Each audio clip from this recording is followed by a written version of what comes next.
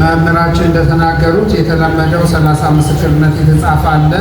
ዛሬ ግን በዛ ያሉ እናቶች እህቶች ካልተነበበልን ብለው ያስቸገሩ ስላሉ ጥቂቶቹን ከሰዓት አንጻር አነብና ወደ መዝገቡ ገባለሁ። አንዲት እህት በልማት በፈረሰው ቤታችን ፈርሶ ቤተሰብ ወደ ሌላ ቦታ ሲሄድ እኔ ብቻዬን ቀርቼ ነበር። በዛን ሰዓት ተማሪ ነበርኩ፣ የ12ኛ ክፍል። ሌሊት እየሰራው ቀን እማር ነበር። ታዲያ ብቻዬን የፈረሰ ሰፈር ላይ እየተማር ቅዱስ ዑራኤል አባቴ አንተ እያለህ ብዬ ተማጸንኩት። እሱም አላሳፈረኝም። ብቻዬን ሳይቶኝ እንደ አባት እየጠበቀ ብዙ ፈተናዎችን አልፌ ጥሩ ውጤት አምጥቼ የኮሌጅ ተማሪ ሆኛለሁ። የምሰራውን ስራ እየባረከ ራሴን ችዬ እንድማር ስላደረገኝ ቅዱስ ዑራኤል ይክበር ይመስገን። የዚህን ተርም የትምህርት ቤት ክፍያዬን ለቅዱስ ዑራኤል 1300 ብር አምጥቻለሁ። በእልልታና በጭብጨባ አመስግኑ። ሌላው ስሜ ብጽዓተ ገብርኤል ነው። ቅዱስ ዑራኤል ታምሜ ስለደረሰልኝና ስለፈወሰኝ ለክብሩ መግለጫ አንድ ፓኮ ሻማ አምጥቻለሁ። በእልልታ በጭብጨባ አመስግኑ። ሌላው ቅዱስ ዑራኤል ብዙ ነገር ሰምቶኛል። ልጅ ብዬው ልጅ ሰጥቶኛል። ከባለቤቴ አለመግባባት ነበረ። ለቅዱስ ዑራኤል ነግሬው አሁን ሰላም ሆኖናል። በእልልታና በጭብጨባ አመስግኑልኝ። አንዲት ደግሞ ቅድም እዚህ አጠገቤ እያለቀሰች ነበረ። ምንድነው ልጄ የዛሬ 14 ዓመት ልጄን የወለድኩት የጥር ዑራኤል ቀን ነበር እና በአንድ ዓመት ከ4 ወሩ አካባቢ ታሞብኝ ሐኪም ቤት ስወስደው ምንም ሊያድኑት መፍትሄ ሊሰጡት አልቻሉም። ወደዚህ ቤተክርስቲያን አመጣሁት። አረፋ እየደፈቀ ነበር፣ በጣም ታሞ ነበረ። እዚህ አምጥቼ መሬቱ ላይ አስተኝቼ ቅዱስ ዑራኤልን ስማጸነው ቅዱስ ዑራኤል ወዲያው ደረሰልኝ፣ ልጄ ዳንልኝ። ከዚያን ጊዜ ጀምሮ የተሳልኩት ምንድን ነበር? የልጄን ልደት እቤት አላከብርም። ጥር ዑራኤል ልጄን ይዤ እየመጣሁ እዚህ ነው ማከብረው ብዬ በየዓመቱ ልጄን እያመጣሁ ልደቱን እዚህ ነው ማከብረው። ልጄን ስለፈወሰልኝ አመስግኑልኝ ትላለች። ይህችው እናት ምንድነው የምትለው? ሌላው አሁን ደግሞ ማክሰኞ ዕለት ከስራ ተባራችኋል ተብለን የተወሰንን ሰራተኞች ተነግሮን ነበረ። አሁንም እኔ እንደለመድኩት ወደ ቅዱስ ዑራኤል መጥቼ አለቀስኩኝ። ዛሬ ቅዱስ ዑራኤልን ስማጸኑዬ ከቅዳሴ አስቀድቼ ስጨርስ ከቅዳሴ በኋላ ተደውሎ ነገ ስራ ጀምሪ ተብያለሁ።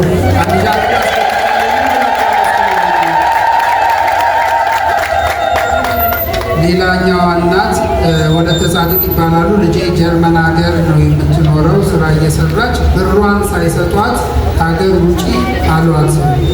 ወደ ቅዱስ ዑራኤል አለቀሱ። ከጀርመን ወደ ፈረንሳይ ገባች። ከፈረንሳይ ወደ እንግሊዝ ትንከራተት ነበረ እና ለቅዱስ ዑራኤል ተስዬላት ከመንከራተት እንዲያድናት ቋሚ ስራ እንዲሰጥልኝ ተስዬ እንግሊዝ ሀገር ተቀብለው የመኖሪያ ፈቃድ ሰጥተውልኛልና እንጀራዋንም እንዲሰጣት ጸልዩልኝ እያልኩኝ የተሳልኩትን ስለት ዕጣን 1 ኪሎ እና 3000 ብር 2 ዣንጥላ አምጥቻለሁ። በእልልታ በጭብጨባ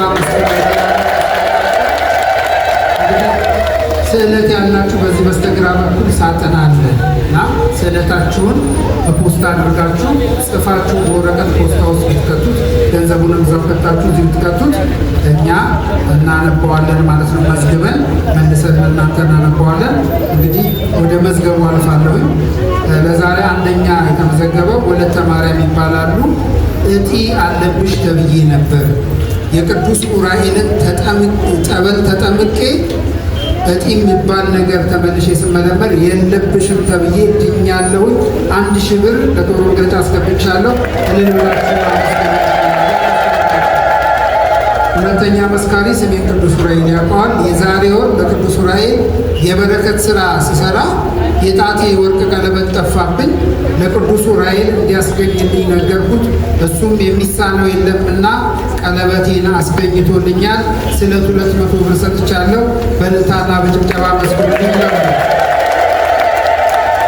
ሶስተኛ የ3 ዓመት ልጅ የጭንቅላት እጢ አለባት ተብሎ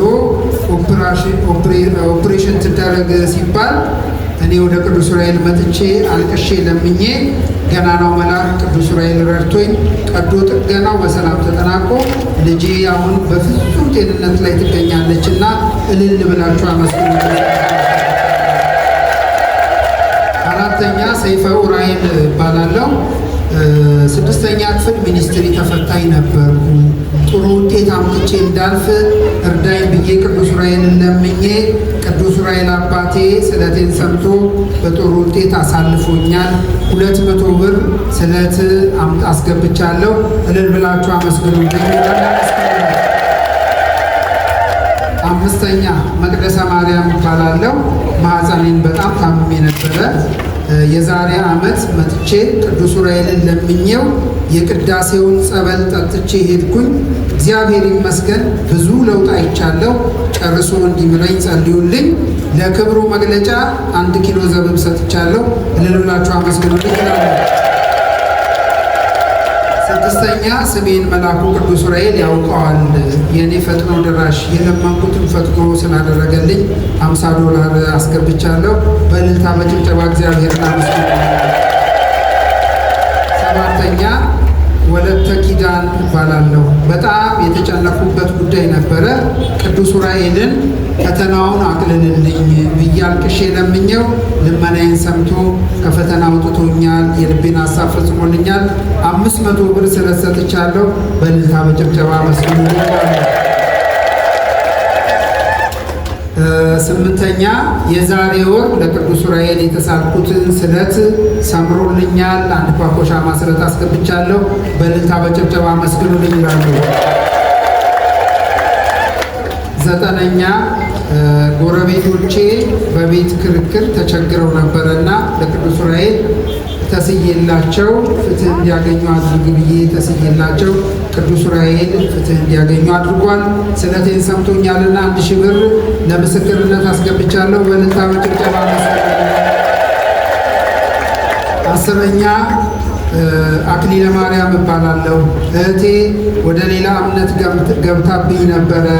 ቅዱስ ዑራኤልን እባክህ አንተ ወደ ቀደመ እምነቷ መልስልኝ ብዬ ተስዬው ገናናው መልአክ ቅዱስ ዑራኤል ወደ ቀደመ እምነቷ ወደ ኦርቶዶክስ ተዋሕዶ መልሶልኛል። 1 ጥላ ስለት አስገብቻለሁ። በእልልታ በጭብጨባ 11ኛ ቤቴ ሊፈርስብኝ ሲል እዚህ መጥቼ ካለሁበት የተሻለ ቤት እንዲሰጠኝ ተስዬ ነበረ። መልአኩ ቅዱስ ዑራኤል አላሳፈረኝም። ጥሩ ቤት አግኝቻለሁና እልል ብላችሁ አመስግኑልኝ። 12ኛ ወልደ ሚካኤል እባላለሁ። ገናናው መልአክ ቅዱስ ዑራኤል የለመንኩትን ልመና ሰምቶ የልቤን መሻት ስለፈጸመልኝ ለክብሩ መግለጫ በየወሩ 2200 ብር አስገባለሁ ብዬ ተስዬ አሁን 2200 ብር አምጥቻለሁ። በእልልታ በጭብጨባ እግዚአብሔርን አመስግኑልኝ። 13ኛ ስሜን መልአኩ ቅዱስ ዑራኤል ያውቀዋል። የነበረብኝን ችግር በምስጢር ነግሬው ችግሬን ስላስወገደልኝ ለክብሩ መግለጫ 22 ጧፍና 22 ሻማ አስገብቻለሁ። በእልልታ በጭብጨባ እግዚአብሔርን አመስግኑልኝ። 14ኛ መስካሪ ስሜን ቅዱስ ዑራኤል ያውቀዋል። ስለቴን ሰምቶ የልቤን ሀሳብ ስለፈጸመልኝ ለክብሩ መግለጫ 5000 ብር አስገብቻለሁ። በእልልታ በጭብጨባ እግዚአብሔርን አመስግኑልኝ። 15ኛ ጥበበ ሥላሴ ይባላለሁ። ልጄ ታሞብኝ ለቅዱስ ዑራኤል ተስዬ ቅዱስ ዑራኤል በተአምራቱ ልጄን ፈውሶልኛል። ለክብሩ መግለጫ በግ አስገብቻለሁ። በእልልታ በጭብጨባ እግዚአብሔርን አመስግኑልኝ። 16ኛ መስካሪ የእኔ ችግር ለሰው የማያሳዩት የማይነግሩት ነበር። የወረረን ተባይ 7 ጊዜ መድኃኒት ባደርግም ሊጠፋልኝ አልቻለም እና ሌሊት አንተኛ ቀን ሰው አየብን አላየብን ብለን እንሳቀቃለን። ቢቸግረኝ ወደ ቅዱስ ዑራኤል መጥቼ ተስዬ ጸበሉን ይዤ ወስጄ ቤቴን ጸበሉን ስረጨው ምልክት ሳያሳይ ድራሹ ጠፍቶልኛልና እልል ብላችሁ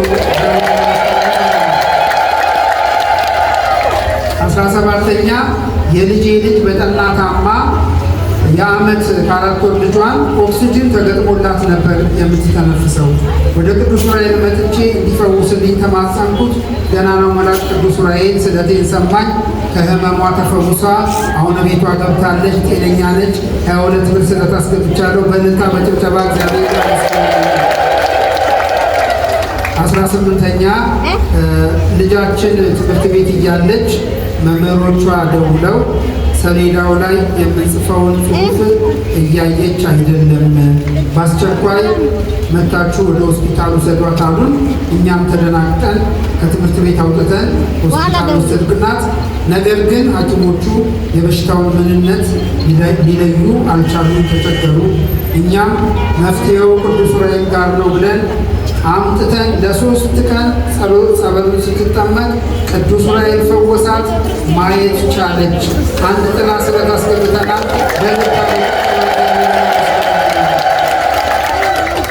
19ኛ ገናናው መልአክ ቅዱስ ዑራኤል በጣም ተጨንቄ ደጁ መጥቼ ለምኘው ገናናው መልአክ ልመናዬን ሰምቶ ጭንቀቴን አስወግዶልኛል።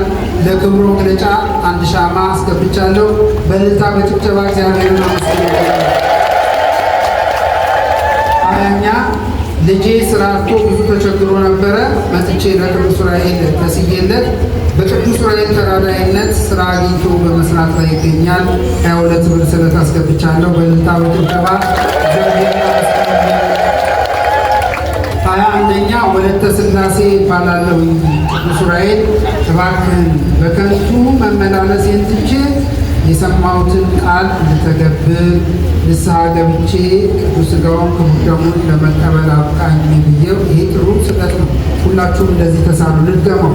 ቅዱስ ዑራኤልን እባክህ በከንቱ መመላለሴን ትቼ የሰማሁትን ቃል እንድተገብር ንስሐ ገብቼ ቅዱስ ሥጋውን ክቡር ደሙን እንድቀበል እርዳኝ አብቃኝ ብዬው በምልጃው ረድቶኝ ሁሉን አስተካክሎ ለቅዱስ ቁርባን አብቅቶኛል። ከዚያም በኋላ የጎደለኝን ነገር ሁሉ ቅዱስ ዑራኤል ሞልቶልኛል። ለክብሩ መግለጫ 1000 ብር ስለት አስገብቻለሁ። በእልልታ በጭብጨባ ንስሐ ከገባን ሌላው ነገር ሁሉ ትርፍ ነው፣ ይሞላልናል። ሁላችንንም ለዚህ ያብቃል።